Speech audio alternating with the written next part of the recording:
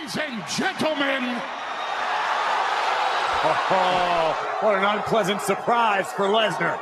The face Brock did not want to see. The special counsel for the tribal chief, Paul Heyman. What a great amount of history between these two men. For many years, Heyman was Lesnar's advocate. Yeah, I assure you, we on the island of relevancy are booing as well. We've gone.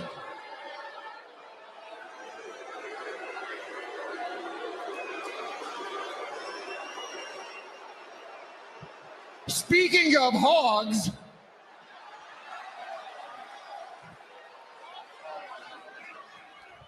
well, that's not downright Texas neighborly of you. We've gone.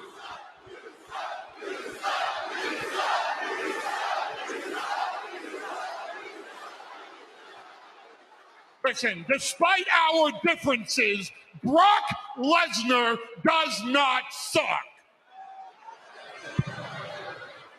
Ladies and gentlemen, Three little piggies went to town. Oink, oink, oink. Are you going to say something worthwhile here, Paul?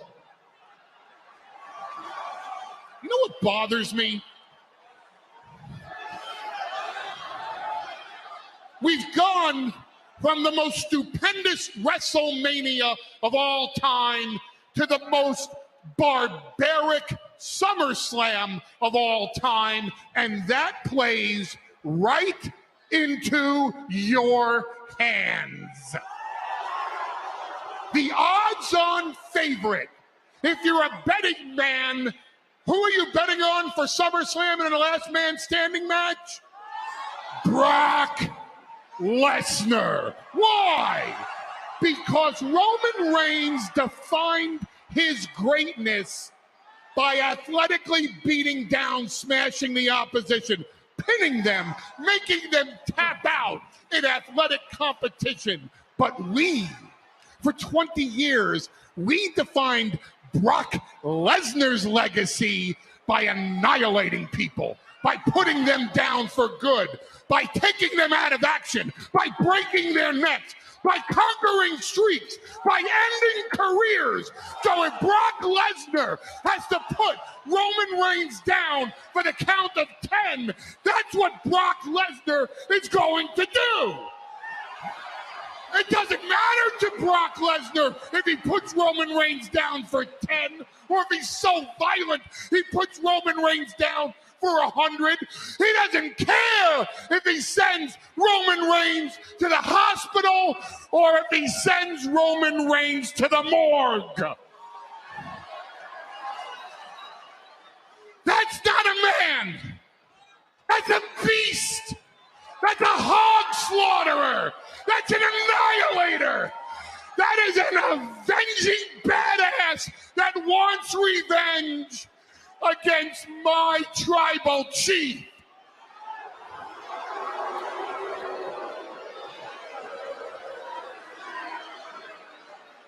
I'm going to give you my word on something. We are approaching 700 days of Roman Reigns as the champion. And Brock Lesnar, this is one streak you will not conquer. Because I will have Roman Reigns ready for you at SummerSlam to put you down.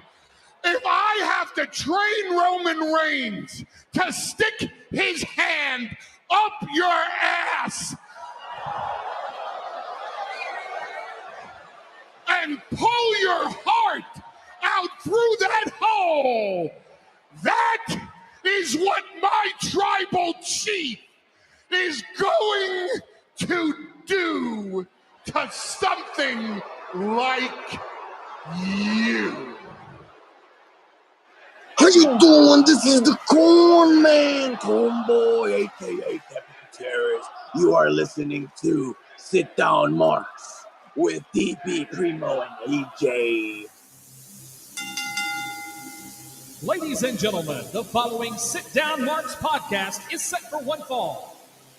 Introducing first, your heel host that is always helping to spread the good word of wrestling, Dirty Bird. Next up, the co-host from the land of the rattlesnake, Mr. Team Extreme, editor and producer, Primo.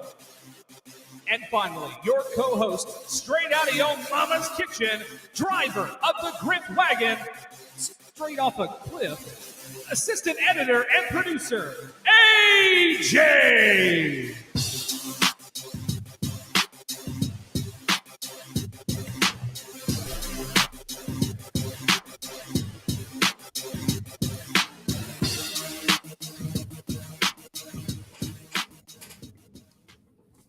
What's going on, my people? It is the Sit Down Marks, your boys. That's right, AJ, Primo, and DB back here. Episode number 72. Welcome, everybody.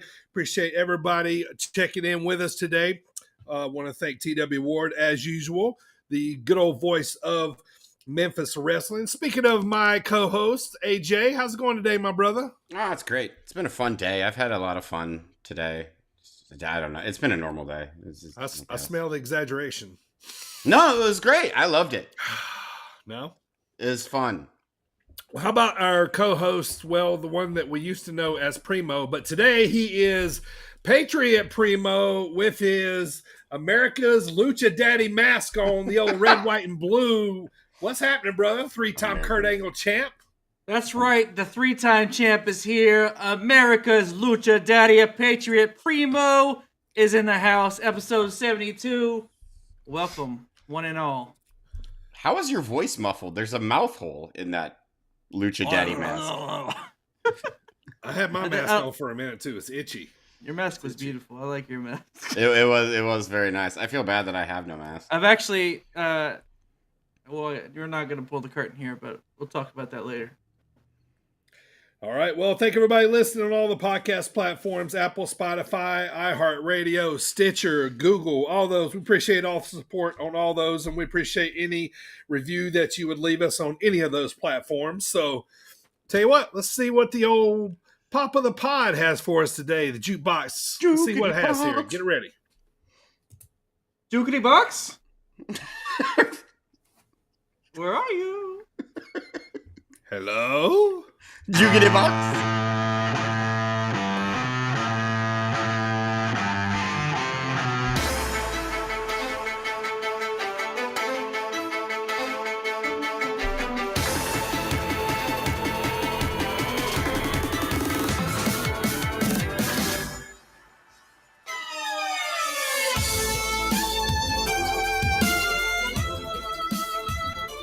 The best ever Nakamura music.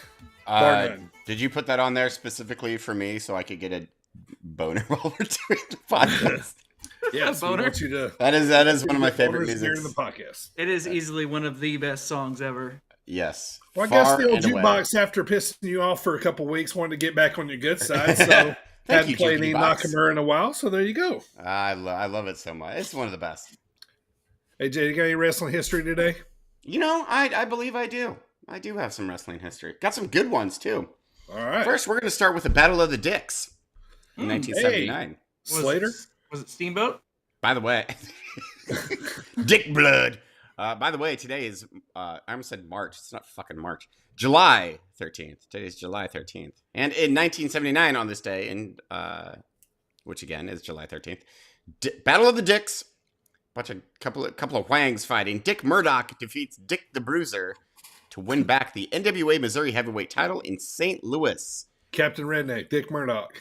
Dick Murdoch, and he beat Dick the Bruiser. That's one bruising dick. So he was beating a dick.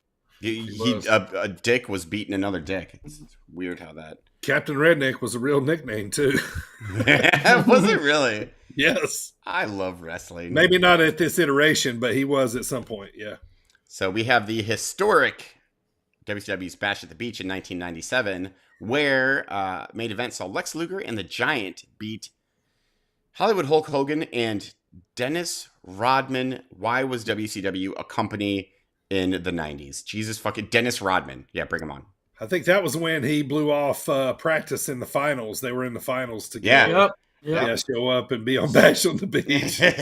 Rodman did what he wanted to back then, man. It was not, And then DDP got a hold of Karl Malone.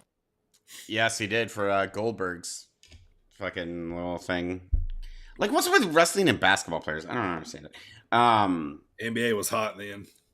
Yeah, I guess. I'm going to skip the sad one because it's sad, so we're just going to move on from that. Good vibes today only. What? Yes, only good vibes today only. Yeah, I'm not doing the sad one. In 2015, on an episode of Raw in Atlanta, Georgia, probably the biggest and best call-up of all time. Start of the Divas Revolution, even though I hate calling it that. Charlotte Flair, Becky Lynch, and who's the other one? Bayley all made their main roster debut. Charlotte Flair, Becky Lynch, and Bayley. Sasha. Was it Sasha? Sasha and then Bayley. Bayley got left behind. Yeah. Oh yeah, because she won the title and then she came up. That's right. Yeah, Bayley came later. Sasha Banks. It's still one of the best call-ups ever. Agree. I mean, Certainly the most successful one. It changed the game. Those three, yes. Yeah, moved the absolutely. Needle. Yep. Yes. Lucha Daddy agrees. Lucha Daddy says yes. Lucha Daddy has to refer to himself in the third person all you need now is like that singlet with one strap. Yeah, the one strap singlet. Hope you have chest hair too. Might as well throw this in here. In 2017, WWE taped the first matches of the inaugural All-Women Mae Young Classic. And this had people like Shayna Baszler, Mia Yim, Piper Niven, Rhea Ripley, Toni Storm, many, many, many more. Piper Niven. Dewdrop. Way back in 2017. How about that? It's weird. Yep. Piper Niven's a good name. Why'd they change it to Dewdrop? Yeah, she needs to go back. Yeah, Dewdrop is done. Get it out of here. But yeah, that's minus the sad stuff, which I'm skipping. That is this day in wrestling history. And birthdays, even though I didn't do any birthdays. Yeah. Slow day in headlines there, Lucha Daddy, but I know you got a couple of there. So what you got there, Patriot Primo? Patriot Primo, Lucha Daddy, we'll give you a couple headlines for today, July 13th. That is today for all you Lucha Daddy always talk without taking a breath? Lucha Daddy has no need for breathing? That's Lucha Daddy's promo. I'll let you get a word in. So, via F4W Online, Mick Foley has signed a new Legends contract with the WWE. He's going to be in Chicago August the 5th. He's doing a freelance show. Yeah, he is. Yeah. Kind of want to go. Yeah. Yeah, I don't know what the Legends contract entails. Obviously not performing, but I don't know what that means. Is he behind the scenes or something? It basically means that you're just designated as a legend. It means if Vince calls you to show up for ratings. Yes. Yeah. That's basically what it means. Yeah. If there's a retro Raw or like a nostalgia, what are those called? Like the old school Raws? Old school? This is so they can call them up and say, hey, you want to go, have a food fight for July 4th. Or those kind of shows. Claus, we need Santa Claus for December. There you go. Yeah. So, or some kind of spot. So, which he loves that. He loves Christmas. Yeah. So yeah. Via ESPN and all other sports outlets today, Big E is expected to make a full recovery. Now this is good vibes right here. This is good stuff right here, man. Oh, yeah. Thank God. Thank God. No shit. That I saw that and I was like, yay. Yeah, it's good news, man. Good to hear. Right? You don't realize very how happy much you about miss that. Big E until you hear his name and you're like, I really fucking miss Big E. Indeed. Who is that? A ghost? What was that? No, I don't know. So, via Twitter, WWE is holding a 3-day. As know what you are talking about. As you were, we were watching you flip out over a ghost in your room. Yeah, about a ghost, or that damn fly is back. One of the two. It's the ghost of the fly. Collect yourselves. Via Twitter, WWE is holding a 3-day talent tryout ahead of SummerSlam. For the first time, though, WWE is selling tickets for fans who want to attend and watch the tryout on its final day on Friday, July 29th, the day before SummerSlam, baby. That's pretty cool. In So- Nashville. Prices start at $20. You know, $20, $20. $20. I mean, $20, you know. That is pretty cool. I like that. Yeah, I That's like a cool that. thing. Sure. You might be able to see the, you know, they're a collegiate athlete now, but you might see WWE's future star. Yeah, you might see the future Austin fucking Theory or something. Nice comparison. Just might. I feel so bad for Austin Theory. We'll get into that. So, put your heads together for this one. Okay. Do it. No. So the final four for the ESPY Awards for the WWE Moment of the Year. The final four have been announced. They're going to be done bracket style. The voting will take place on ESPY's website by July 20th at 8 p.m. Eastern Standard Time. The field began with 16 moments, has been narrowed down to these four, which are The Undertaker being inducted in the Hall of Fame, Mm-hmm. Cody Rhodes returning to WWE at WrestleMania, Mm-hmm. Okay. Stone Cold Steve Austin stunning Vince McMahon, Austin Theory, and Pat McAfee at WrestleMania, and the fourth is Big E cashing in Money in the Bank to win the WWE Championship. Cody returning. Cody returning. Cody is the moment of returning. the year. Out of those four, it was between Big E and Cody for me. Yeah. Yeah. And Cody I think Cody was it created that much more buzz. But Big E was still a good moment. Yeah, I agree with Cody.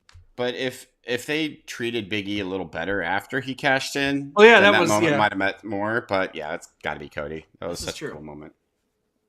Yep. And that is it for today's headlines for July 13th. All right, everybody. Welcome to the show. I am the Dirty Bird, of course, your host. It's time to talk about what we're going to talk about. AJ and I are going to cover Summertime Rolls, which was last Saturday at Zawa. So we're going to fill you in on that. And then now we're going to get ready for the biggest wrestling party of the summer, as Iron Spirit Pro is this Saturday. And boy, do we have a treat for you today on the pod, everybody. As we talked about, you know, we all have already, who is already basically a legend in Iron Spirit Pro. This guy trained at the Black and Brave Wrestling Academy. He's very over in Iron Spirit Pro, and you guys are going to get to know him here today. We finally going to drop that interview on you from Cornboii. Yeah, you heard him at the top of the show there, bringing us in. So you're going to be hearing that much more. Also, today we're going to be talking about an awesome promos. We always like to talk about awesome promos around here, as we have Promo School. And speaking of Cody, today we have one from him where he's talking about Mr. Anthony Agogo in Promo School. And then lastly, it's time for another one of Primo's picks. It's Kurt Angle versus Shane O'Mac, the famous match from the WWE King of the Ring. I was excited to go back and watch this one. It is famous. Yeah, definitely, man. A lot of stuff, some good stuff happened here if you were watching wrestling in the early 2000s. So, all right, if you guys are ready, Primo, let's go.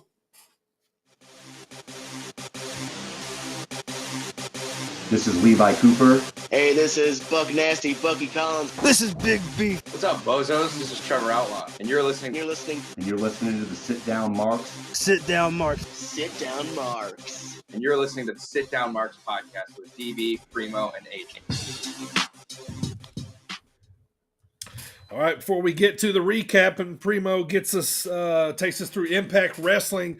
Last Saturday, AJ and I went up to Sterling, Illinois, and we had a fantastic time there. We did our first show of 5 that we've sponsored here, and this one was called Summertime Rolls. I was super excited about it. Mr. Havens and Daisy Kill led off the show. I hadn't seen Daisy Kill wrestle yet, so this was quite a treat. Daisy Kill come out with the win, but it was an awesome show. Just some highlights for you. The Drifters probably had the biggest pop of the night. Hatter and Bayou Bill, AJ, I'd probably say was got the big crowd response of the night for sure. which I like seeing. I had my Mad Hatter shirt on actually, so it's pretty awesome. You did. I did. The Shane Show was there with the Bank. Bank. They added a new member, Herrick. The Coyotes were there. They looked really good. Christian Rose and Berna. They were the one that actually wrestled the Bank. But the Bank ended up getting the win there in the main event. But let's talk about what everybody's going to be talking about in Zawa here for a little while. AJ is first of all, shout out to Zeke and Zawa for taking care of us once again. So Always. AJ and I were they always let us call matches, which we absolutely love doing. AJ's great at it. I just like to, throw in some hilarious commentary if I can. That's true. But very, very fun. And we got to call quite a few matches. But the one in particular was we called Gary J versus Anakin Murphy. Mm-hmm. And this was a hard-fought battle. Anakin's chest was bleeding at the end of this match. It was gross. Yes, it was gross. Gary come out with the win. Yes, it was. Gary put Anakin through the ringer. I think a hard forearm smash, basically to Anakin's jaw, was the end of the match, right? Mm-hmm. Yeah. So after the match, Havens comes out. Havens, Mr. Havens, coffee mug, dances with everybody, has fun, always gets the crowd going into it. There's people in the crowd with signs and stuff like Mr. Havens is just over, right? He's been on the pod. You go, how much a nice guy he is, right? We love him. We love him on the pod. Well, he comes out to, what we think is congratulate Anakin, and he power slams him. Turns heel, power slams him. Go listen to the clip on Twitter that Power Zawa has posted. You can hear me in the background, absolutely shocked, like not believing what I'm seeing. It was a little bit of a surprise. And by a little bit, it was...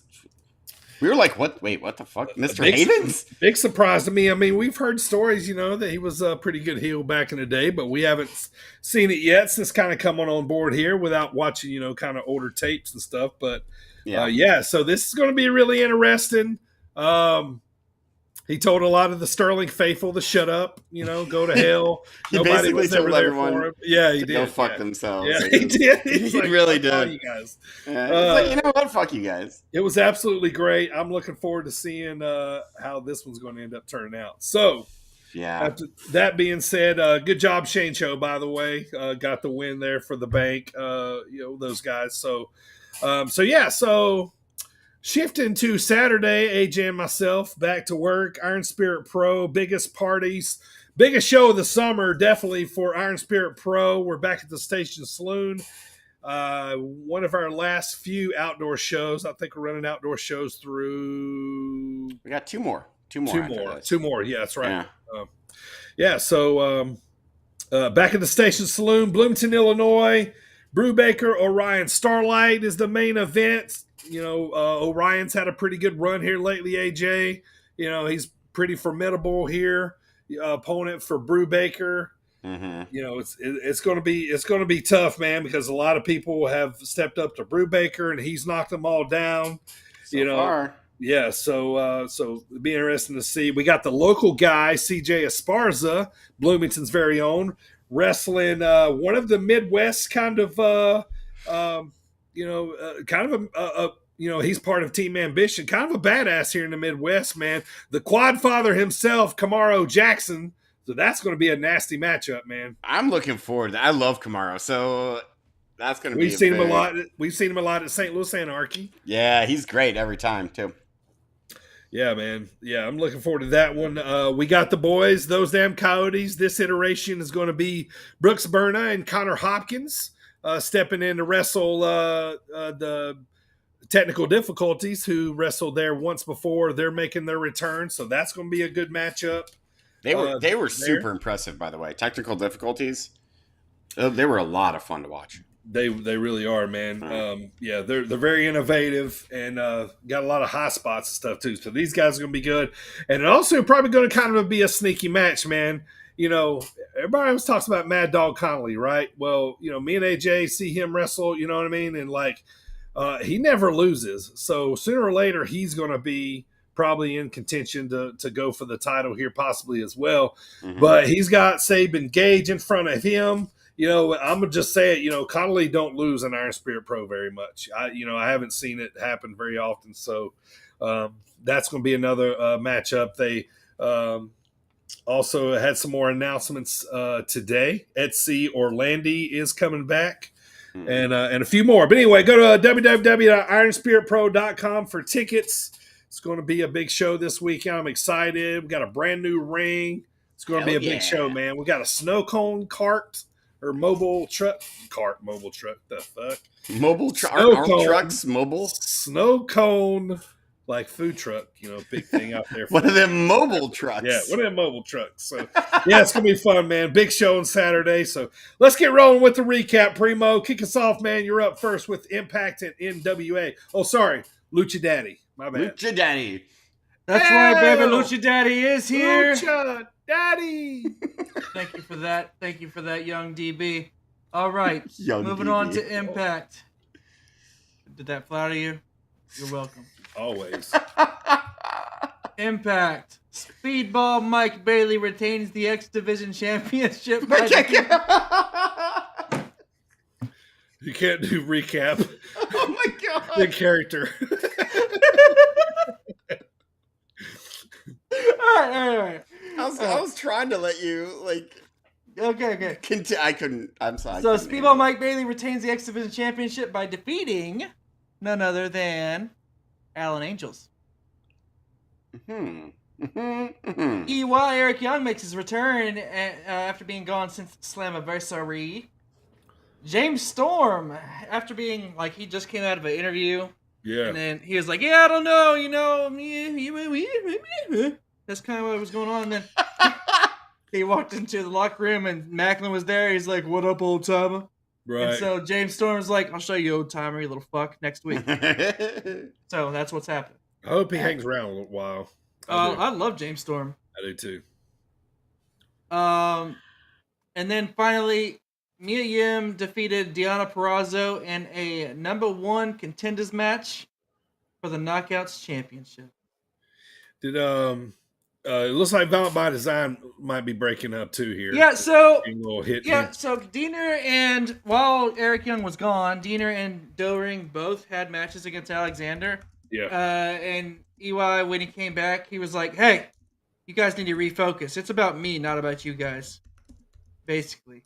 And they were like, "Yeah, we're sorry. BBD is going to be all about Eric Young. We're going to refocus our efforts, but really it's like a little bit of ascension maybe." So, yeah,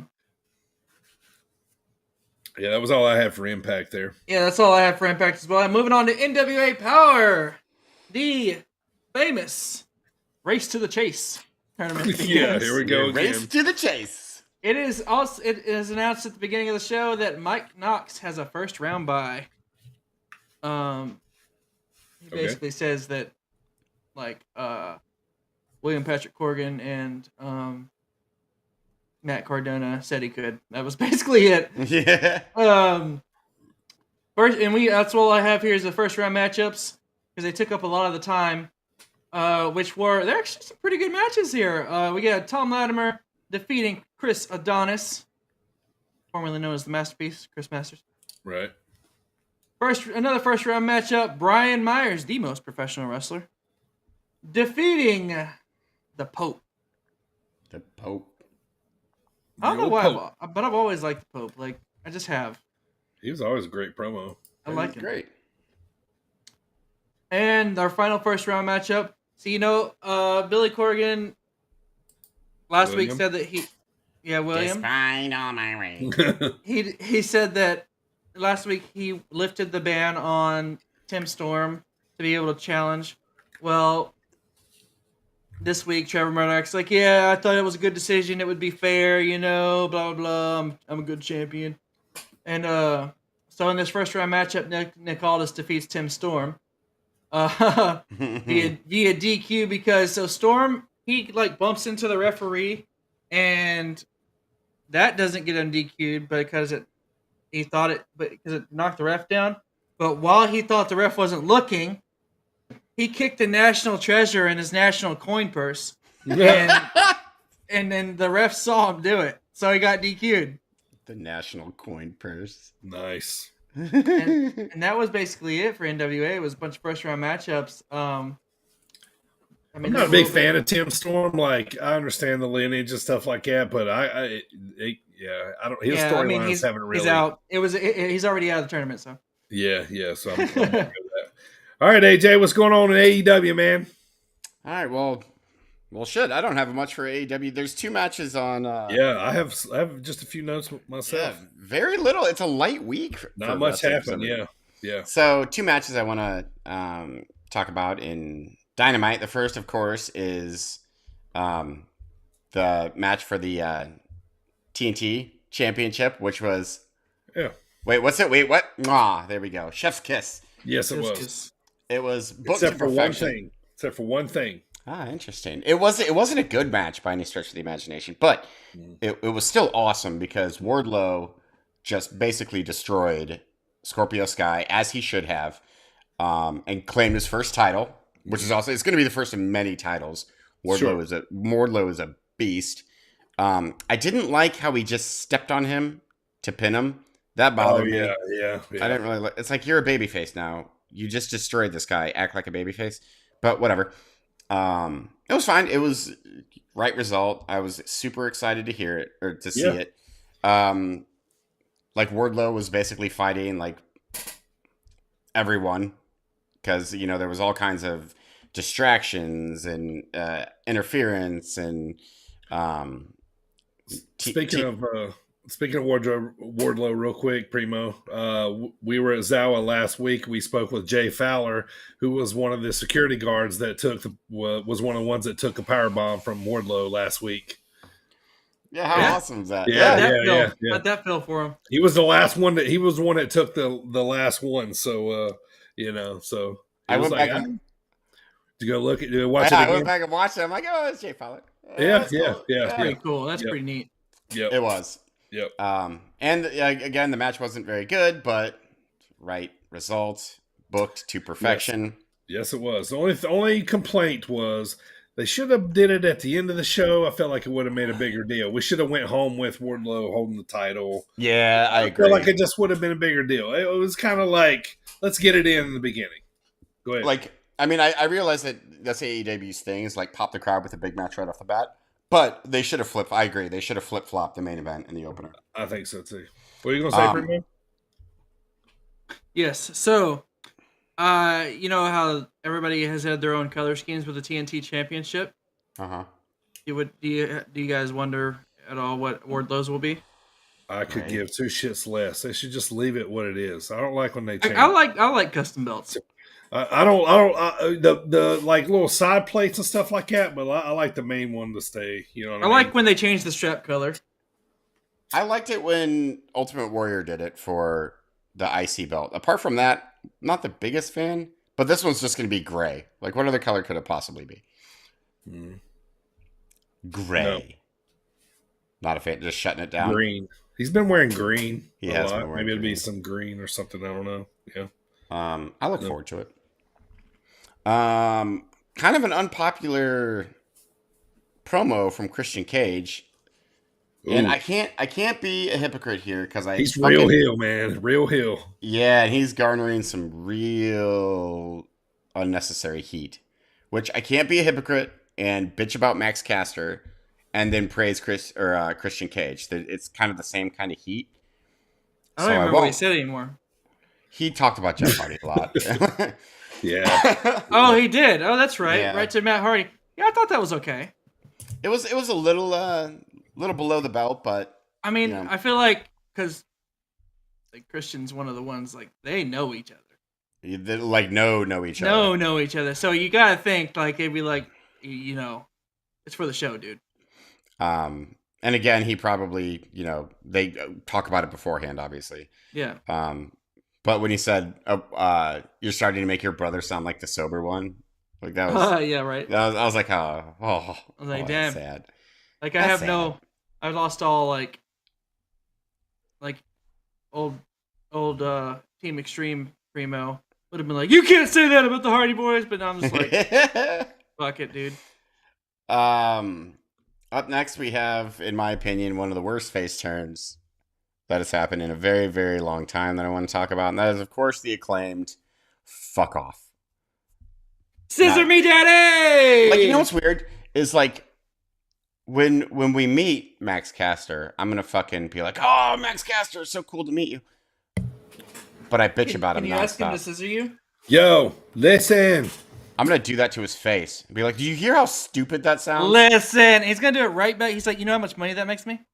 I mean, he's a face now, so he's not going to. Yeah, they face turned. It was coming from a mile away, but I did not like it.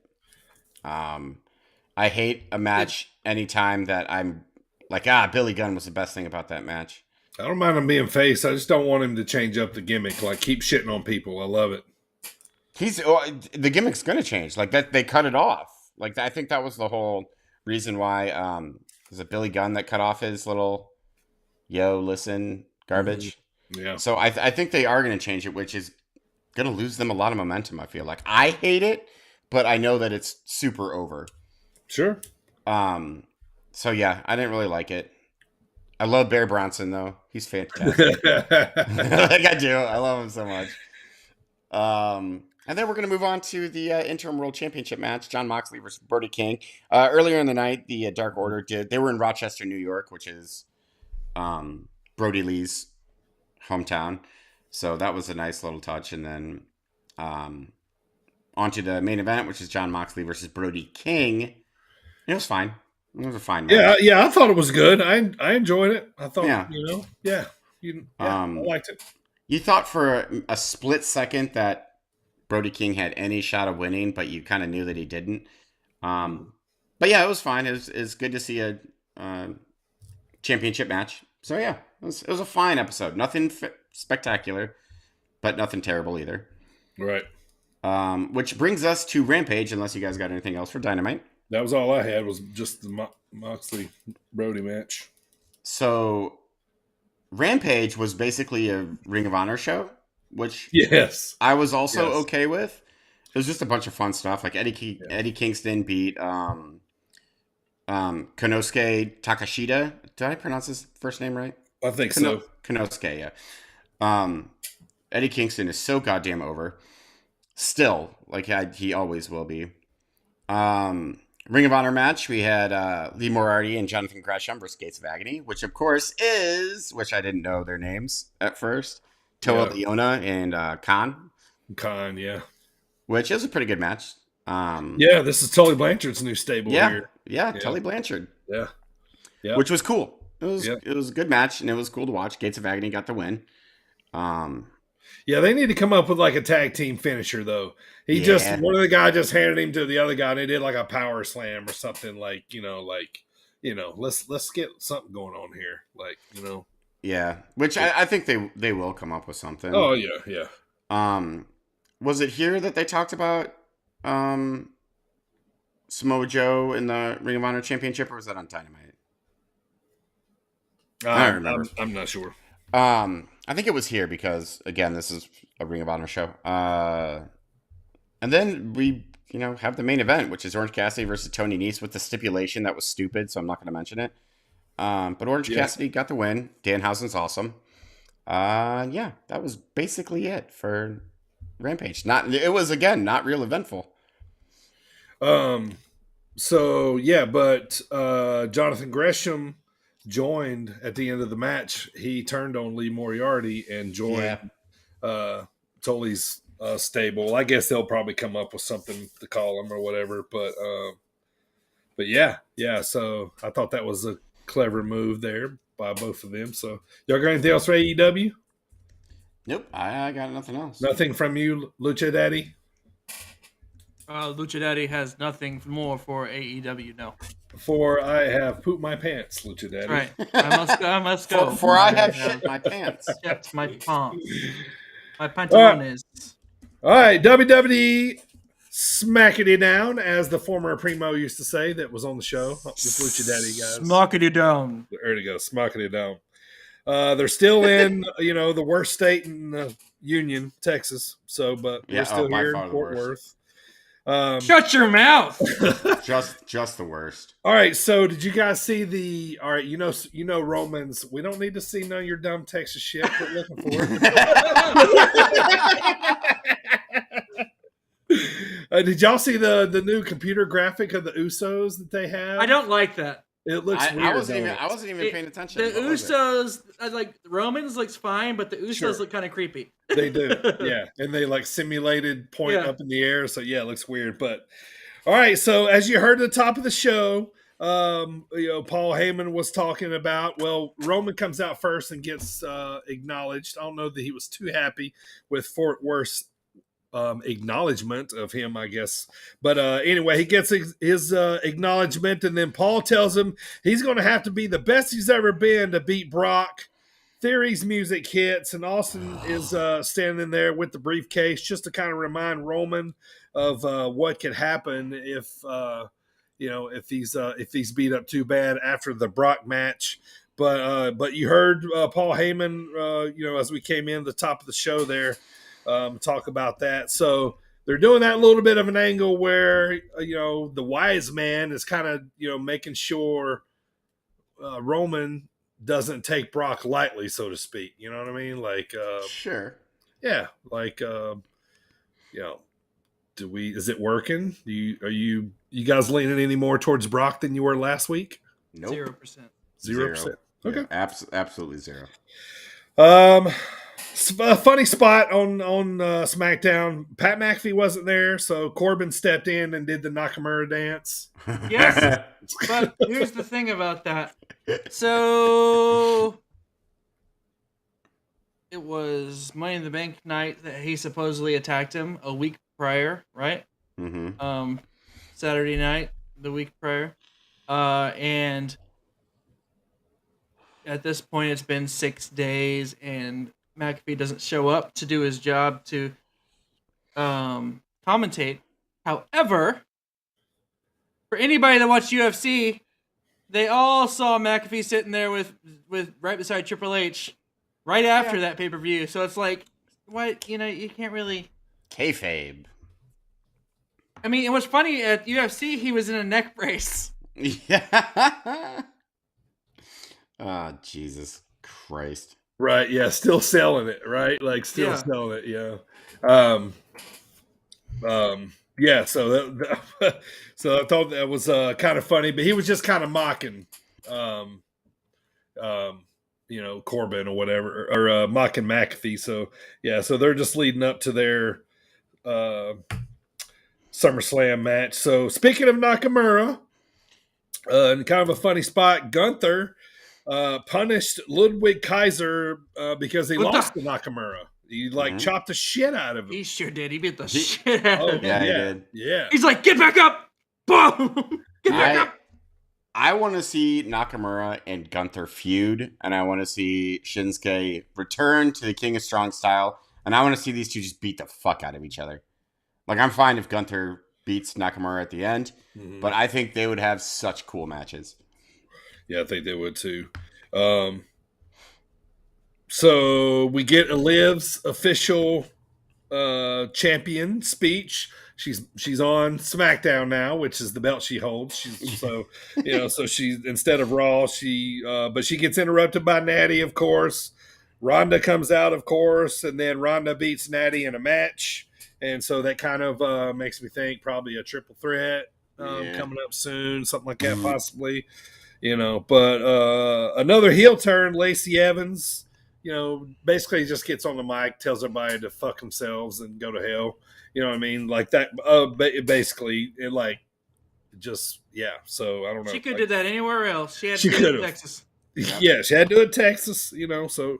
Rude ass.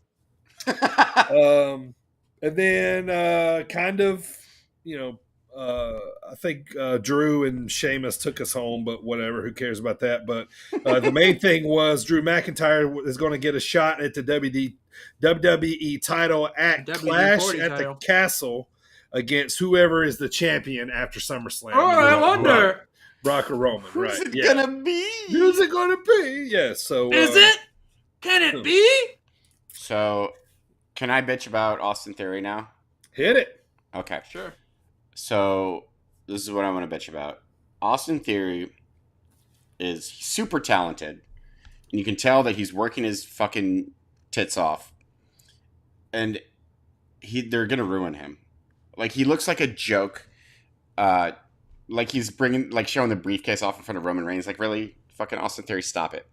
I hate how they're booking him. I hate his gimmick. And it makes me feel bad for him. I realize he's cashing paychecks. But had they just let him... Like, WWE does not learn that when it's a hand-picked person, the crowd's going to shit on him. And Austin Theory's better than that. And it's just going to turn sideways. And I feel bad for him because he's super talented. And I want to like Austin Theory, but I don't. I want him off the screen at all times. It pisses me off because he's good. That's my rant. I don't mind him. I just know he's going to be the next thing, I guess, or whatever. But so that was SmackDown. Moving on to Raw was still in Texas, San Antonio now. Don't say it like it's a bad thing. Babyface Brock is welcome. He's pretty over in San Antonio. They loved him here. Damn right. Yeah. Because it's a dumb state. He said, I respect that. I'll take my hat off for you folks. Right, yeah. But by the way, that doesn't matter. Like you can keep your hat on, Brock. Yeah. Hide the fucking like actual ponytail. It looks like a pony's actual tail on top of his head. So basically, him and Austin Theory, they jaw it up at each other, yada yada. We ended up though with Otis and Gable coming out to try to attack and try to beat up on Brock, but Brock flips the script. Obviously, he beats him up with steel chairs, and then he gives poor Otis. He got the F5 on the announcer's table.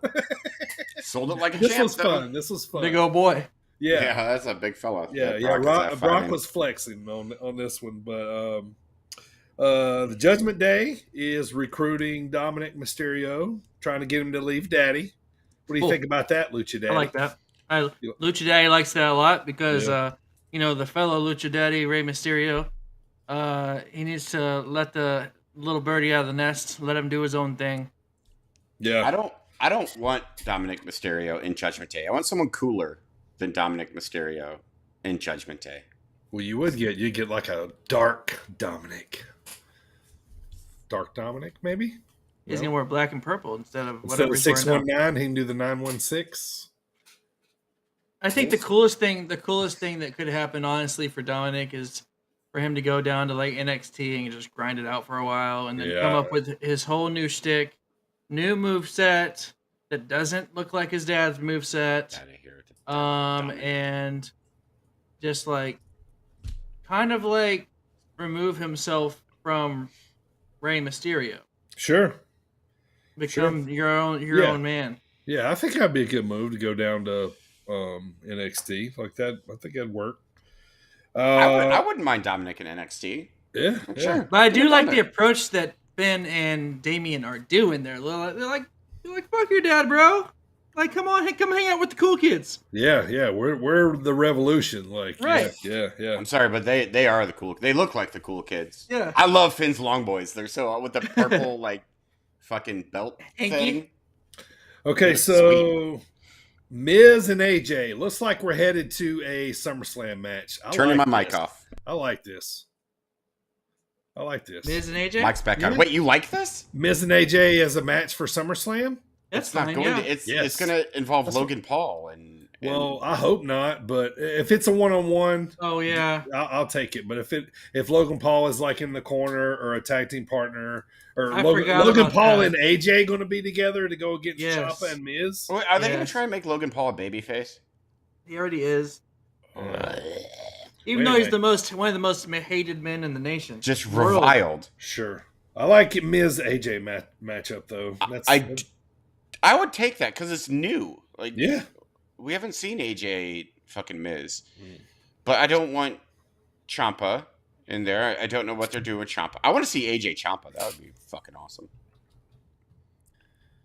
Yeah, that'd be kind of cool. That'd be a thing. It would be a thing. Next up, almost is teaming with the Usos. It sure is. You know why? Cause you're the twos and we the ones. Now there's 3 of them. They can't be the one. Yeah. Well, they beat R-Truth. Almost is not the ones. No, Yeah, they beat R-Truth and the Prophets. I did. I like how R-Truth came out and he's like, they were talking shit on him. He's like, "Oh, y'all want to whoop my ass? All right, let's go, boys." R-Truth is still the best at comedy. He's great. Of all time. Always been amazing. Yes. Yeah.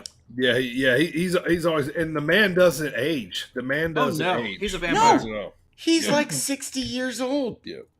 So main event of Raw in San Antonio was Lashley and Matt Riddle. Acknowledge. They together beat Theory and Seth. Post match though, we got a Dolph Ziggler return with the super kick party, and he jumps in and or super kicks Theory, should I say? Yeah, he was all like, What up, bro? So I have to say that I liked face Dolph in this situation. I didn't want to. I'm like, it's fucking Dolph Ziggler, but he turned face. I love it. I just love Dolph Ziggler. I always have. So. Yeah. I've never been a big fan of Dolph. I'm happy to especially see didn't him. like heel Dolph, but I was glad that he came Dolph. back as a face. Came back. Yeah. He was only been gone for like 2 weeks. But again, my problem with Theory, why is Theory losing right now? He's supposed to be the Money in the Bank winner, like the apparent heir apparent. Why is he eating a pin? Yeah, I don't know. Why book that? I mean, I think they think he's protected carrying the money in the briefcase because he's gonna have a hot storyline anyway. But yeah, like he shouldn't be losing. But you know what I mean. Even though they're a lot of times the next biggest thing, they still make them take their lumps, and I don't know. But all right, moving on to NXT. A couple notes here. JD McDonough, which Primo, I believe that's his original music. I think he's still coming out with the same music. Yeah, which is fire. I like it. Yeah, I like it too. Yeah, that's dope. Looks like him and Cameron Grimes. To the moon. Nope. I still won't do it. I'll do it one of these days. Looks like they're going to start a feud. So that looks fun. Solo Sikoa. What's that? Yeah. I was just saying, because they're trying to sell that Braun's shoulders hurt or something. Yeah. Solo Sikoa had a big match with Von Wagner. Wagner. Yeah, it didn't finish. Bunch of debauchery, double DQ, I think is the way it ended. So, yeah. All right, and then debuting next week, I kind of have the blue here, a wrestler named Axiom. You guys see this? Yeah, it's formerly known as A-Kid. There you go. Interesting. But he's like a superhero, it's like superhero type. Yeah. He's a mask wearing a hood, I think. Main event though, Mandy, she retained the title versus Roxanne Perez after Cora Jade turns on her, and they are the tag team champions together. So this is gonna be a weird. So what's funny about that is because the whole storyline was earlier in the night, Roxanne Perez had gotten jumped in the parking lot, and they were doing the whole who did it all night long, and I thought it was funny they tried to pin the blame on the Don's family, and he was like, no. Well, why would they have nothing to do with that? So right, but also I actually saw this coming because Cora Jade was taking her place in the NXT Women's Championship match to challenge Mandy Rose, and right when Cora Jade was coming out, Roxanne Perez shows up. She's like, no, I got it, and I kind of saw that coming, like, oh, Cora Jade's about to turn. Yeah, pissed. She's pissed. What do you guys think of Mandy Rose's title run so far? It's been better than I thought it would be. I like it. Yeah. You like Toxic Attraction? I don't like the name. Not but... as a whole, but hers yeah, the champ. I like Mandy Rose. I just wanted AD to say it. I like the. No. I like she's got to have some girls to kind of protect her, help her keep the title, cheat to win, yada yada. But yeah, I've been totally okay with the run. Like actually, I'm liking it. Yeah, she's hot as shit too, man. So it ain't bad to look her on the main event every week. But she is. So there's that. Easy on the eyes. Yeah. But yeah, she's definitely gotten better as a wrestler. Decent, okay promo.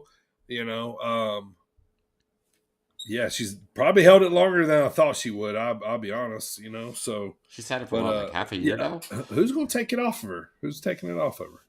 I honestly have no idea. Right now, who's taking off her? Nikita Lyons. I'd be okay with that. No, it's not. Just throwing out some Catanzaro. What's her people name? that are kind of hot. Good God, no. She's Indy Hartwell. There you go. Yeah, she'd be good. She's good. getting a kind of a face push a little bit right now. So I'd be okay with that. That'd be decent. So not all right. Casey Catanzaro. That's going to do it for our weekly recap. I do like them. Who, Catanzaro? Yeah. They're Carter and Catanzaro. Were they like shooting smoke guns or something when they? I don't care for that. I just like them. The little spooters. Yeah. Oh, well, that's all I care about is when they come out and shoot the gun. No, they remind me of Bang Bang Bart. More me to love, ladies. All right, it's time for another one of Primo's picks. It's time for the Dropkick discussion. Hey guys, this is Mr. Havens, the Argyle assassin himself, giving them all the shivers. This is the one and only Mike Hartenbauer. This is Space Jesus, Billy Starks. This is referee Dan Perch. What's up, bozos? This is Trevor Outlaw. You can address me as yours rudely. And you're listening to the Sit Down Marks podcast. You guys are listening to Sit Down Marks podcast. You're listening to Sit Down Marks podcast. Come celebrate pro wrestling right here on the Sit Down Marks podcast. With DB, Primo, and AJ. With DB, Primo, and AJ. With Primo, DB, and AJ. And you're listening to DB, Primo, AJ here on the Sit Down Marks podcast, the best podcast for professional wrestling. That's right, we still are. We are. There's that son of a bitch that turned heel. He's the Argyle assassin. There's that fucking asshole. No. Yep, I knew he was gonna show up. Love me some Havens. Yeah, he's so now. awesome. All right, So Primo. awesome. Let's what awesome match did we watch this week, brother? Let's get down to it, baby. So we had a street fight. A street fight, I say, from WWF King of the Ring 2001 between none other than Kurt Angle and Shane McMahon. None other than Shane McMahon. Yeah, none other than. That's why I said that. So, so this match, this pay-per-view took place on June 24th, 2001. It was at the Continental Airlines Arena in East Rutherford, New Jersey, with 17,777 in attendance. Nice. Thought that was a pretty interesting, funny number. We had JR, Jim Ross, and Paul Heyman on the commentary. That's JR and Jim Ross are the same person, people. They are. All right. So Kurt Angle Paul competed Heyman is Paul Heyman. That's true. Mm-hmm.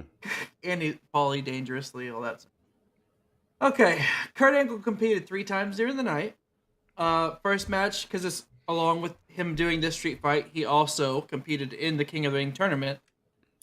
He was in the semifinal match against Christian to open up the show, and then he was in the finals against Edge, but lost due to Shane McMahon's interference, which led to Edge. That's why Edge won the King of the Ring 2001 King of the Ring. And then, of course, he had this brutal street fight against Shane McMahon, which was second to last on the match card. This match later on would be known as Match of the Night for this particular pay-per-view.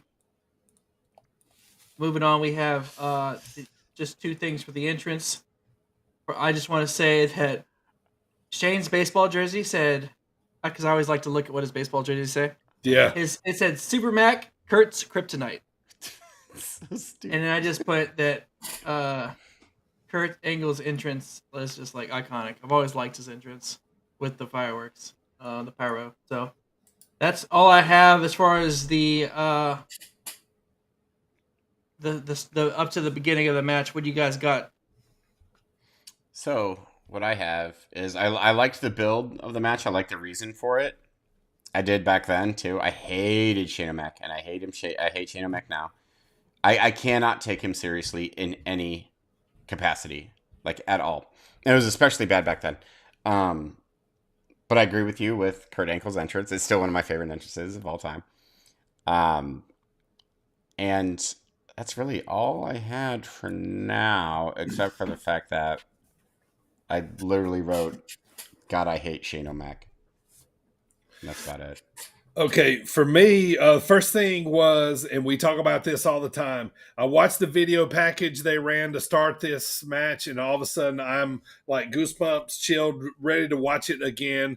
Another one they just absolutely hit out of the park.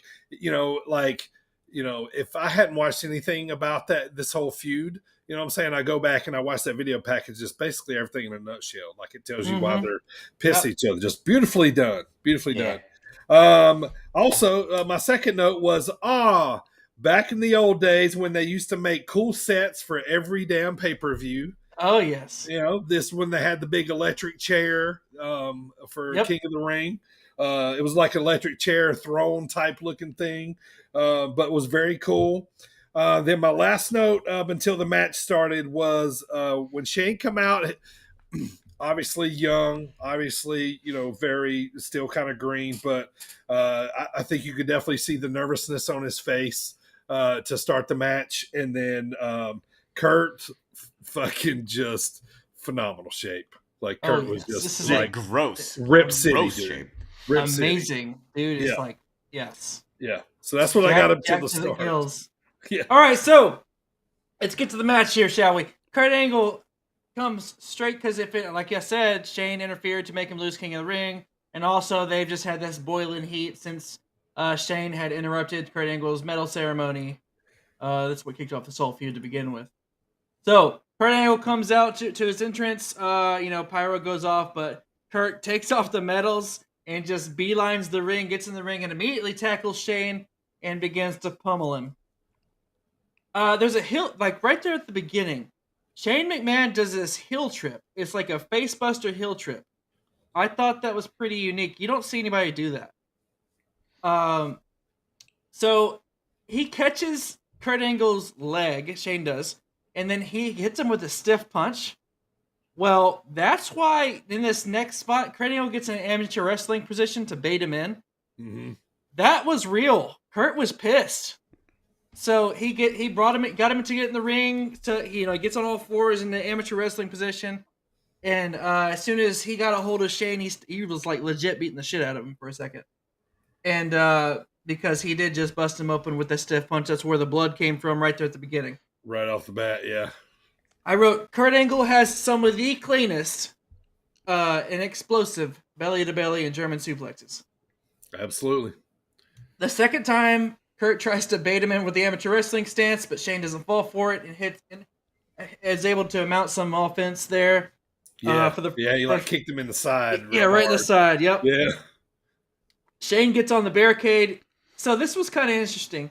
Shane gets on the barricade behind JR and Paul Heyman, and he jumps over them, over the table to land on Kurt, and then immediately grabs a kendo stick and starts going to town. This is when it starts getting... The brutality starts getting entered into the match. When Shane goes for the pin at one point, Kurt keeps kicking out with a neck bridge. So he would kick out and he would do a neck bridge like to, keep his whole body off the mat. And then they would just they repeated that, I don't even know, 2 or 3 times. After a while of destroying each other in the ring, they take the fight out to the stage area. Shane is able to hit a suplex on Kurt Angle on the ramp, and you could immediately tell Kurt was actually hurt, just to the way you could see the look on his face, the way he was holding his lower abdomen. Turns out he broke his tailbone there.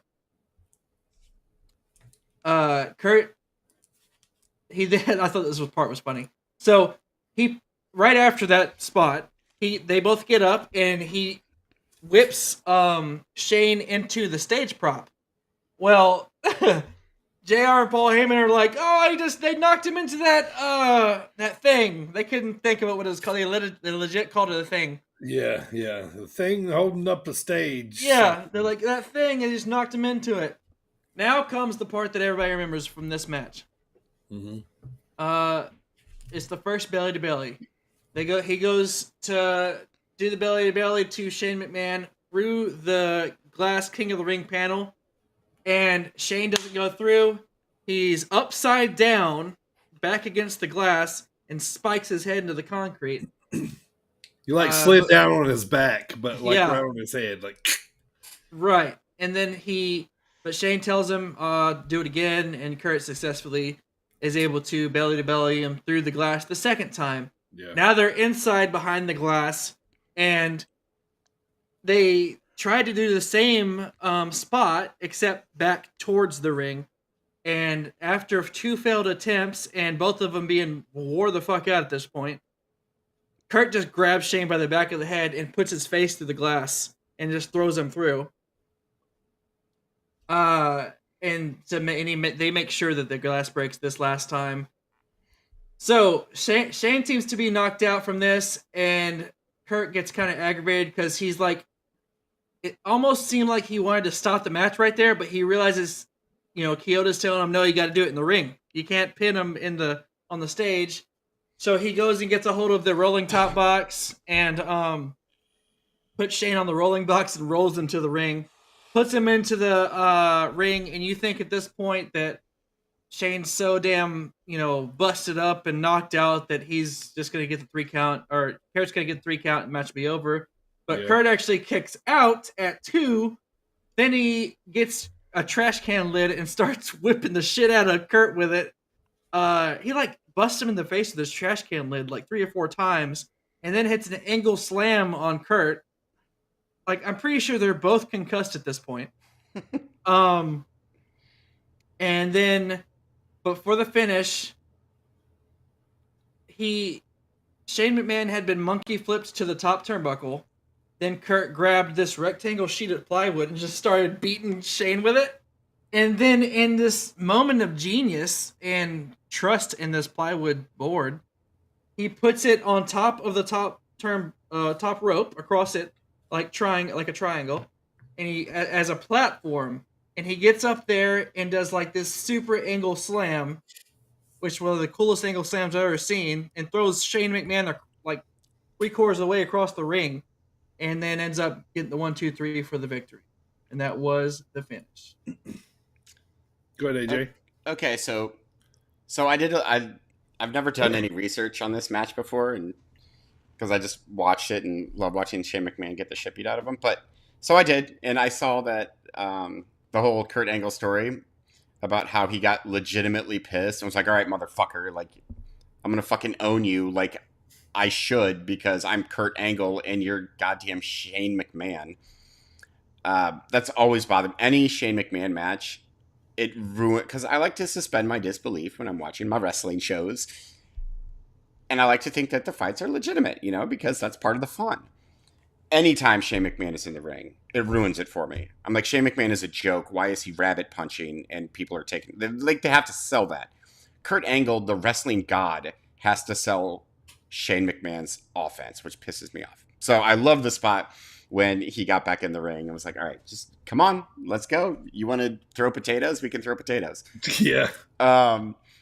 The suplex on the ramp, I don't I want to blame Shane McMahon, but it's not it's obviously, it was just a freak kind of landing, so I don't think it was really his fault. He wasn't being dangerous or anything like that. But yeah, you could tell that Kurt Angle was fucked.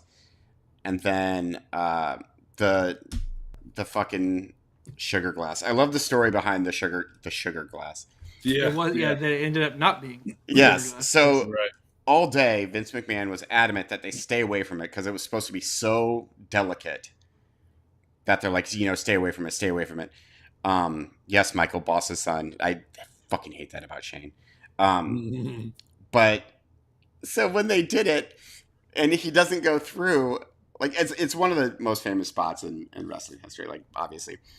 But you know that scene in Billy Madison where they throw the pickles at the window to see who's will race to the Just bottom slowly first? slides out. Yeah. That is, every time I see that spot, that's what I think of. Because just Shane McMahon like just slumping down, and then they do it again. And I get that Shane McMahon didn't want to blow the spot again. He was green and he was in there with, again, a wrestling god. So he's like, do it again. So just the fact that they did it again and again until the plexiglass fucking broke. It shows a lot of moxie from old Shane there. Yeah, absolutely. But then I agree with you about the finish, the Kurt Angle, the Angle Slam. It's one of the best. He throws Shane McMahon a mile, launches him. Yeah, that's a long fall, man. Yeah, yeah. I'm gonna say something about that too, but. But that's what you get with Shane McMahon matches. That's the one and only reason to watch them is to watch Shane McMahon go from one spot to another spot that's way the fuck far away. Yeah. He does it every match. That's his thing, but it's entertaining. Yeah. And that's how he's gotten himself over, jumping off the cage, a couple times. The spot where he was wrestling. Steve Blackman knocked him off the thing. Yeah, knocked him off. I mean, so that's why, the coast-to-coast move. That's what we've gotten to love about Shane. So look how young he is in there here. I know, right? Are you finished, AJ? Or you got any more? What? You have any more? No, I'm good until the Smelly Mark rating. Okay. Yeah. So a funny thing I wanted to say that JR goes, the young WCW owner is going to suplex school. Suplex school. I missed that. That is fantastic. Yeah. Kurt Angle was like the mayor of Suplex City before Brock. Yeah. Like Kurt Angle was like the founder of Suplex City. Right. Brock just kind of showed up one day. Another thing too, speaking of Shane's high spots, he hasn't done them in a long time, but he was doing moonsaults here. You know what I mean? Mm-hmm. So yeah, that was kind of cool to watch too. Okay, so the suplex glass spot not working and then working, but looking super cool when it busted.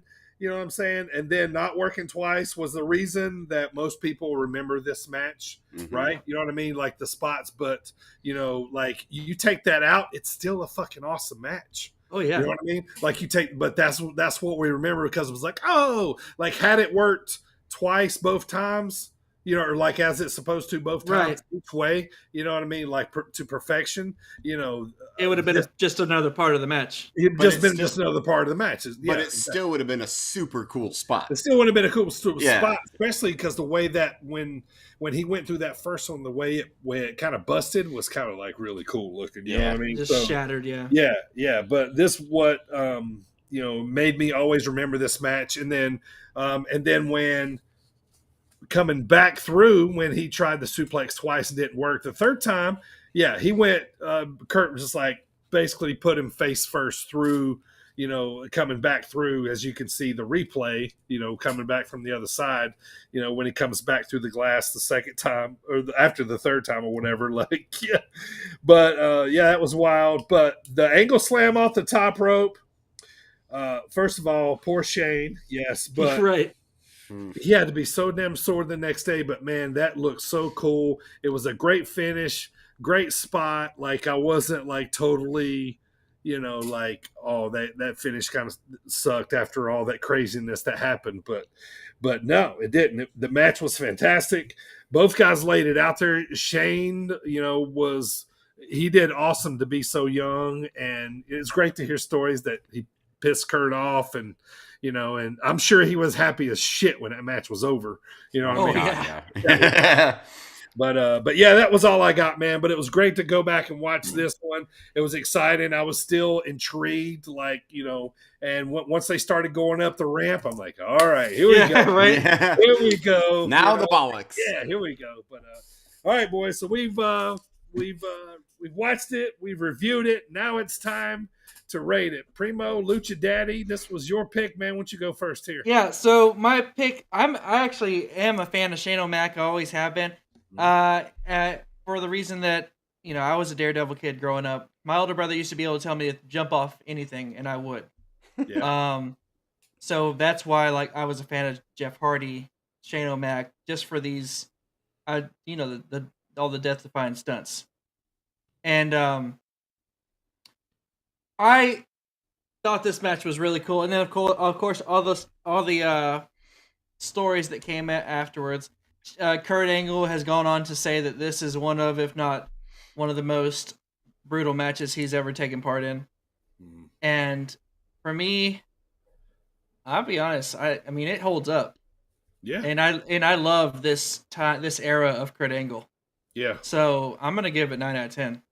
Wow. Like we said, the invasion was about to happen here. Yeah, that's another thing too. Yeah. Yeah. I mean, Yeah. Invasion was like just beginning. That Booker T came out later that night. Yeah. After the match was over, you heard JR say, "This might be the last time we see Shane McMahon on WWE television," because he had basically bought in air quotes bought WCW out from under his dad. WCW. So yeah, for me it's 9 out of 10 smelly marks. Nice. AJ?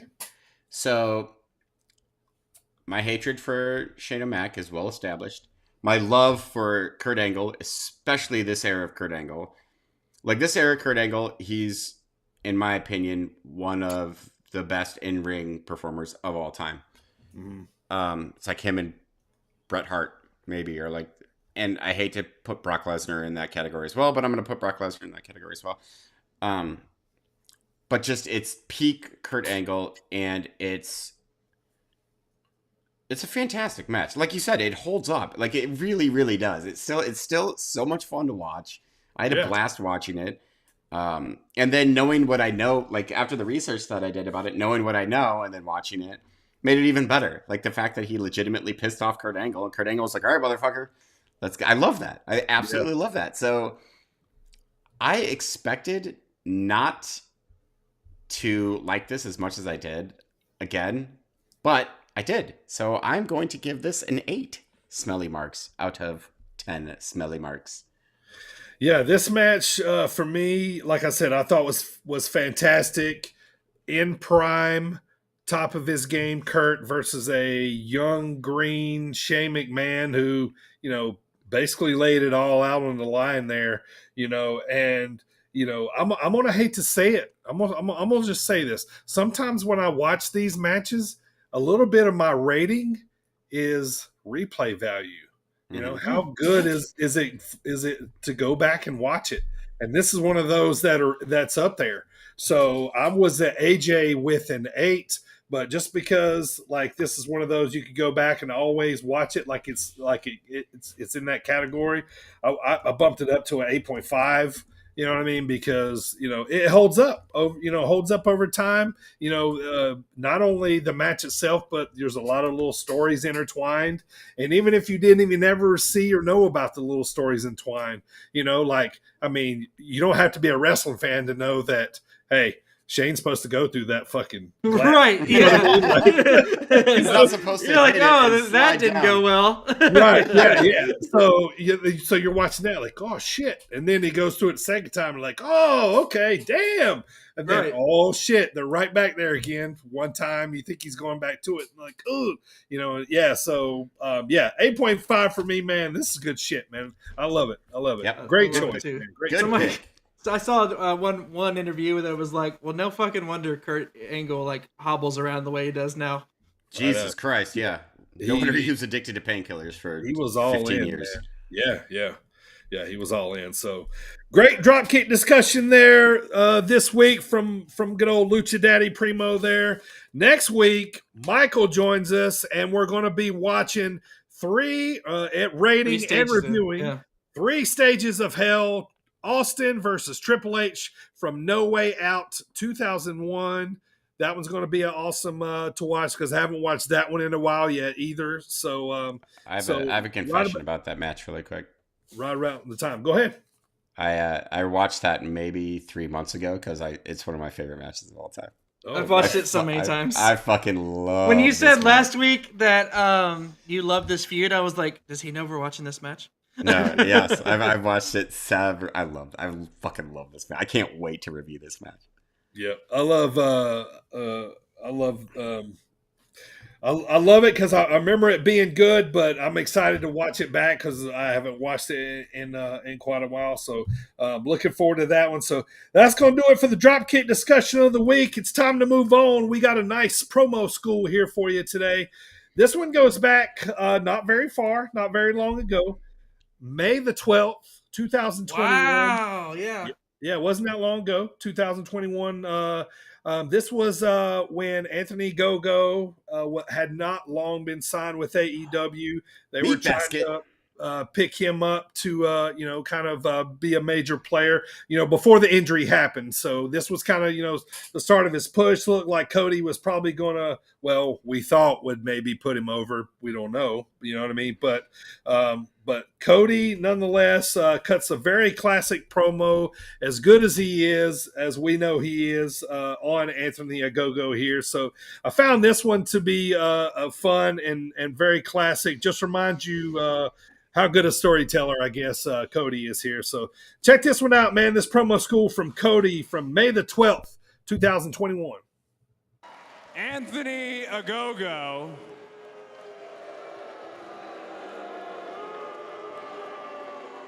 has run down and verbally buried the United States, and he's done it with such vitriol in his tone. He's talked about the anger, the argument, the division, and the irony is that Anthony has a visa courtesy of the US DOT.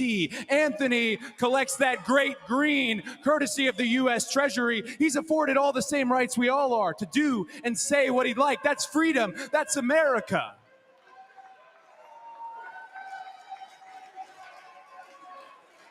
You talk about division, you talk about anger, you talk about the argument from the outside in. We hear that all the time. Take it from an American, the argument is what makes us who we are. Sure, there's anger in every pocket, but our empathy outweighs our anger. Let me ask you, Anthony, you didn't come here to live the England dream. And I don't mean to disparage across the pond. They sure know how to make a wrestler. I've wrestled some of the best. Whether it's Doug Williams, Little Gabriel Kidd, or even one of the best in the world right now, Pac.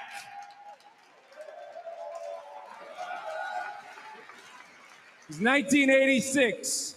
I'm a country music fan. Willie Nelson came out with his song, Living in the Promised Land. He said, send us your tired and weak. We'll make him strong. Sing us your far off song and we will sing along. Well, here's where I stopped singing. I stopped singing when you balled up that Olympic medalist fist and you put it between these ribs here. You like to educate.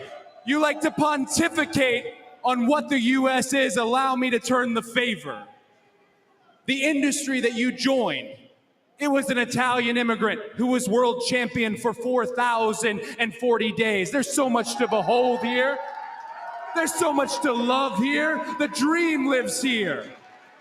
What about a 16-year-old man? A 16-year-old man who comes from Pakistan, patents and invents the single-piece bumper, and enriches and cultivates the lives of everybody literally in the city that I am standing.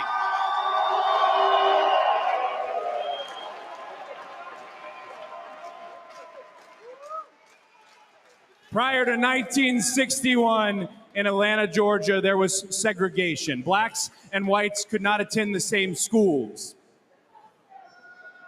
And in 2021, in the very same city, my wife will give birth to a beautiful,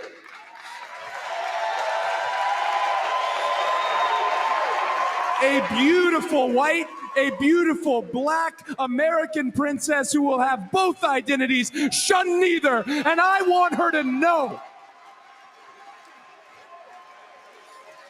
I want her to know I didn't just lay down under another man's flag. I didn't just have this defeatist attitude when somebody ran down the United States. I got up off my ass and I fought back.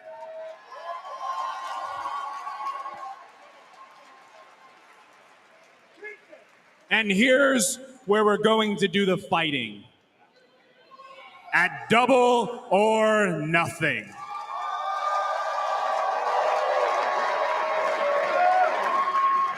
Tony Khan has already told the world that at Double or Nothing, we're going back to full capacity. Wrestling fans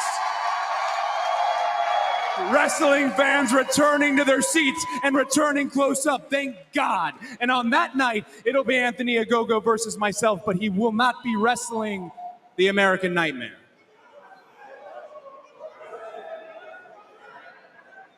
Because for one night, I'm going to pick up a sword that is all too heavy, but it's either me or my brother who have the right to pick it up.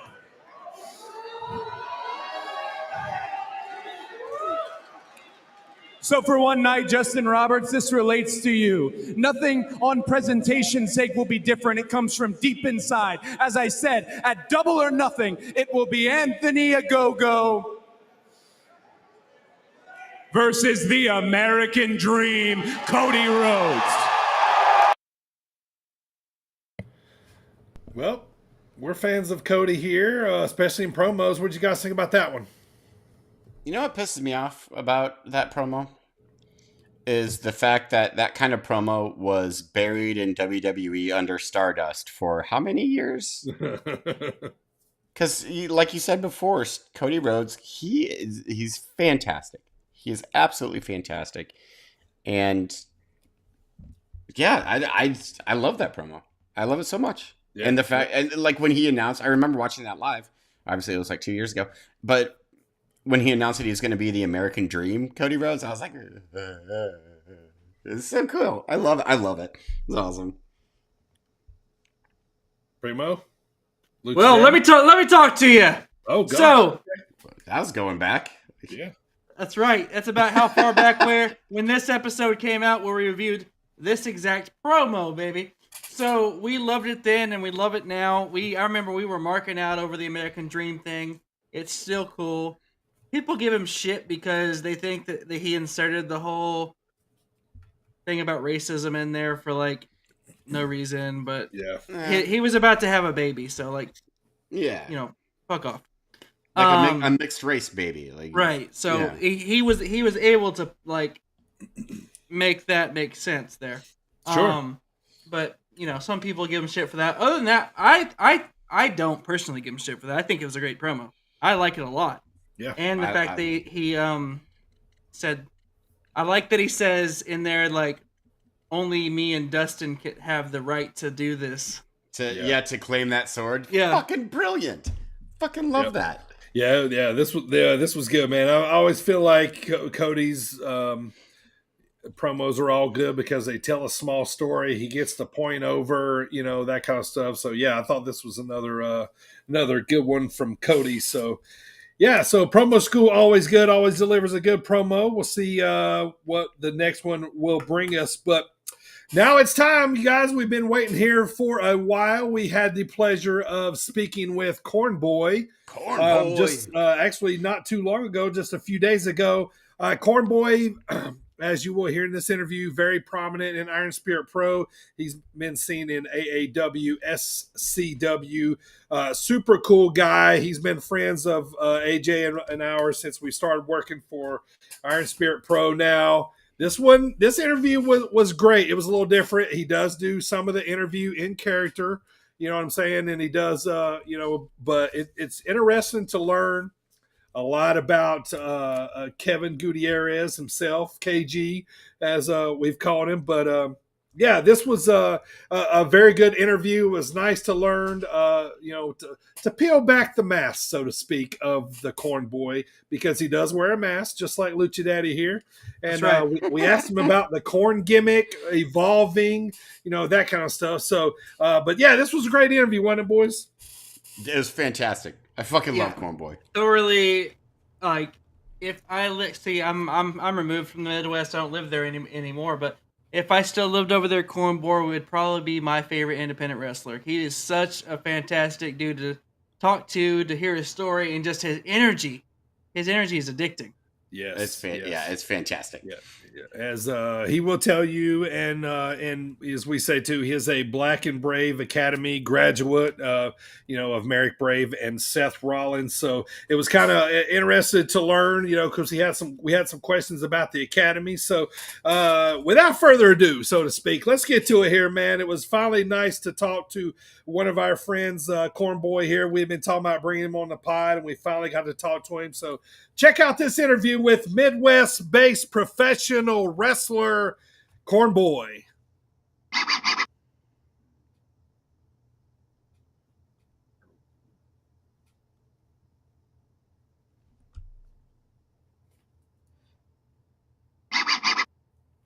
Well, there it was, the interview with Cornboii. He is not going to be at Iron Spirit Pro this weekend, but he is coming back August 27th for the big sweet corn festival that we're going to be having a wrestling show at. But it was cool to get to know the shoot job, all that kind of stuff from Cornboii here. But man, did we have fun with him or what, man? This was fun.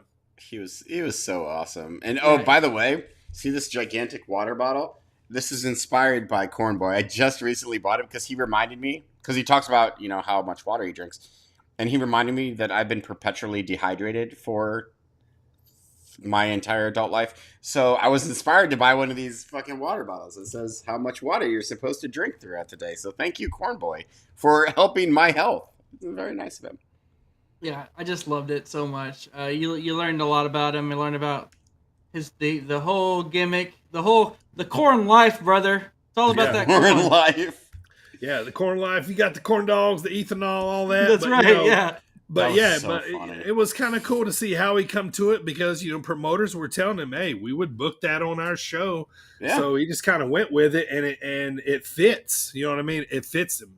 And let me tell you, man, this guy is just over in Iron Spirit Pro. He's a great baby face. The kids love him. The parents love him. And just I can't say it enough, man. AJ can vouch.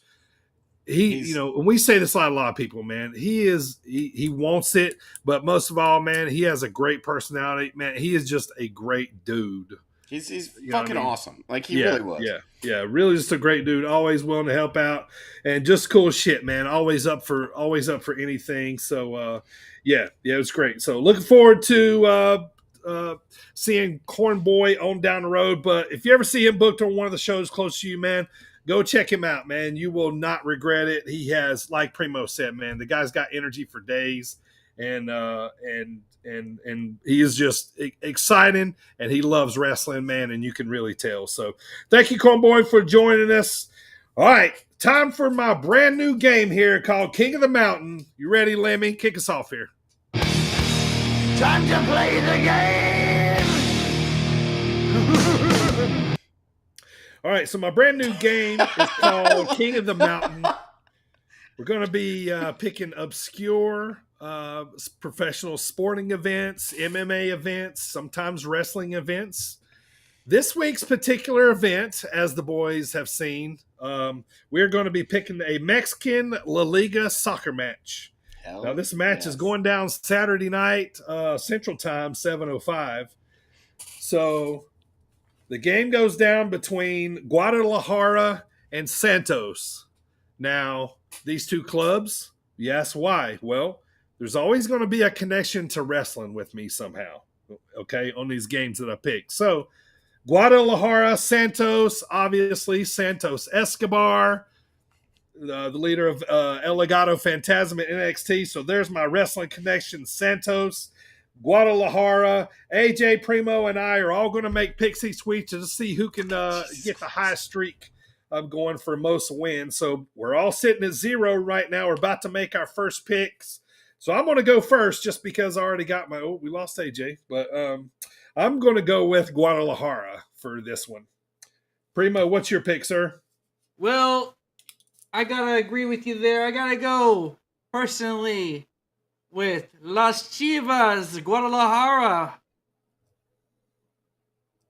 All right, there you go. I'm going Guadalajara. I gotta go with them. Took my ancestry DNA test, and they said I'm 100% that perfect picker. So I gotta get it right, and that's why I picked Guadalajara. Also, I'm like 29% Guadalajarian, so You are. That's a pretty accurate percentage. 29, How come it wasn't 30? That 1% went to Puerto Rico. So. It was. All right, we lost AJ for a second, so we'll truck on. Hopefully he jumps back in here and we'll get his pick. So as if AJ were here, it's time to close the show. This is Sabotage, and you're listening to Sit Down Marks podcast. All right, so AJ is back. So let's rewind. AJ, Primo's pick was Guadalajara. Mine was Guadalajara. AJ, what's your pick? Opposite of you guys. I'm going with Santos. You going with the wrestling-related Santos? Hell All yeah. right. Well, plus, like we're privy to the same information. Their last 5 matches, loss, win, draw, loss. Way better than loss, draw, loss, win. Fuck that shit. There you go. All right, so those are our picks. We'll see who can get in the streak going in the wins column next week. So, all right, but for real this time, AJ, it's time to close the show. This is Sabotage, and you're listening to Sit Down Marks podcast. Well, Marks, every night, not every night, every Wednesday at this time, you can catch us live right here on YouTube at around 6:30-ish Central Standard Time. And then we are, of course, available at all podcast locations, Spotify, Google, so on and so forth. Leave us a review if you feel so inclined. We sure would appreciate it. Also, we are right before the Thomas Bryce Show every Friday at 6:15, who is, I hear, the number one. He's fantastic. Love Thomas Bryce. Also, we have merch. tpublic.com/stores/sit-down-marks. That site again, tpublic.com/stores/sit-down-marks. We have new designs made by one Mr. Lucha Daddy himself, and is currently free shipping for about the next 6 hours. Lucha. I think. So if you wanna order some shirts with free shipping, get to the getting, because free shipping for about the next 6 hours. Absolutely. Beautiful. Go check out that new Thump logo coming to a sticker near you. Love it. All right, Primo. Thumping and bumping. All right, Primo. El Lucho Daddy. It's time for that preview next week. Bring it on in so Lucha Daddy can talk to you about the preview next week. My picks roll on with a review of Austin vs. Triple H in 3 Stages of Hell from No Way Out 2001. What is that voice? It's Lucha Daddy Thunder. I don't know. All right. It's like slightly Dusty Rhodes, kind of. Or it's like if Dusty Rhodes and The Rock had a baby and someone gave that baby a bunch of speed. I'm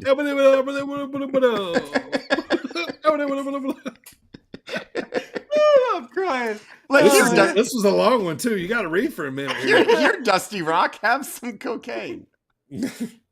The boys will fill us in on the weekend at Iron Spirit Pro. The undead one, Mago, none other than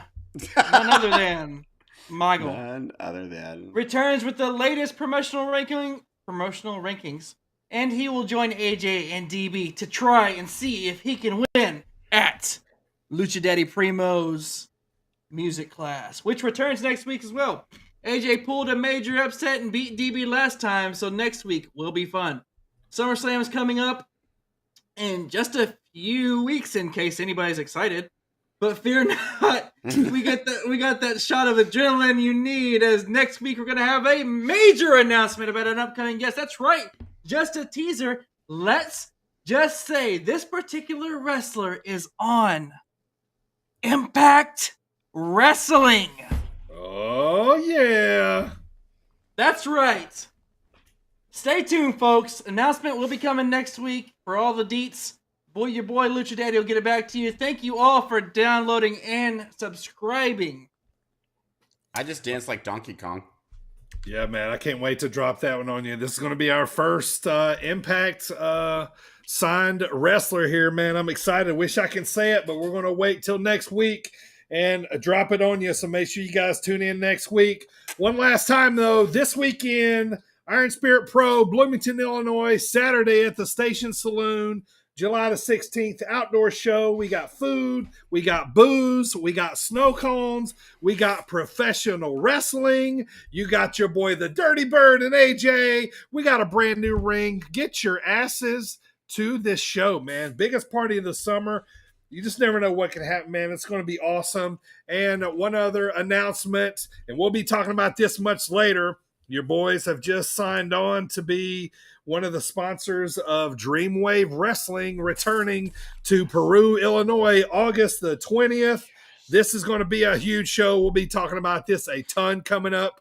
I can't thank Jay Repsol and Hartenbauer and those guys all over there for bringing us along on this beautiful return of Dreamwave.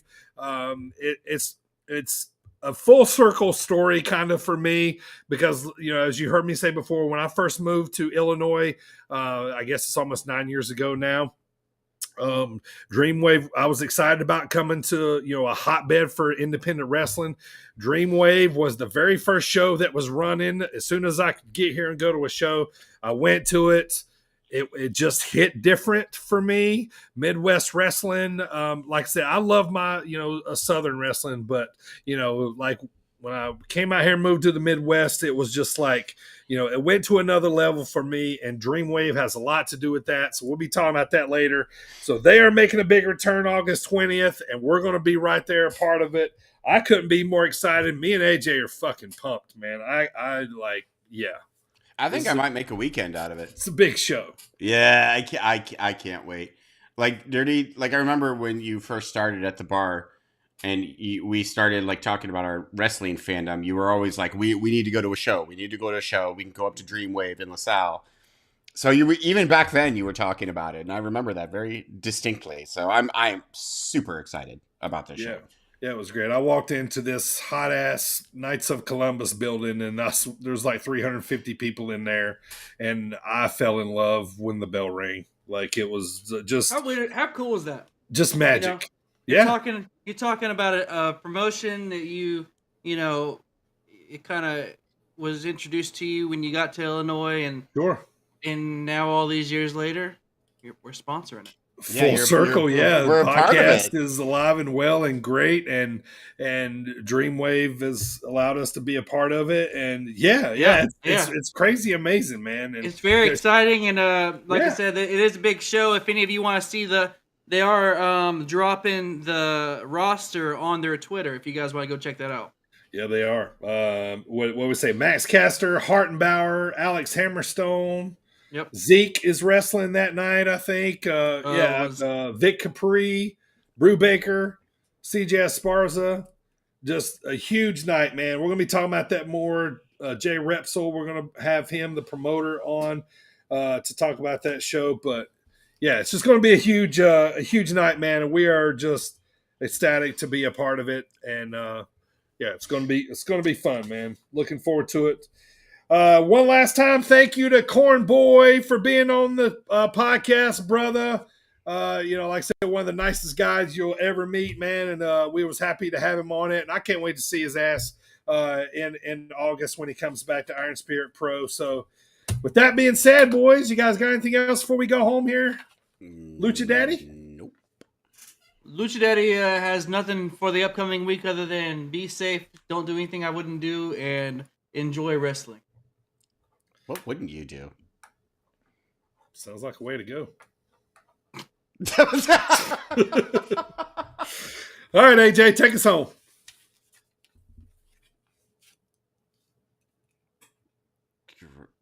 Grab them cakes.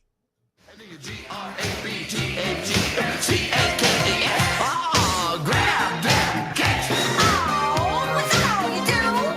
Grab them cakes. And listen, I don't care what it takes.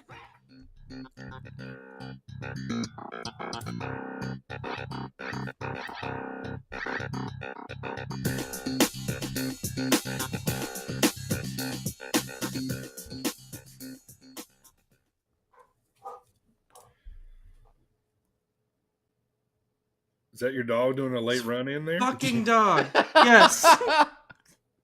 Well, dog just stole the show. Yep. We're done now.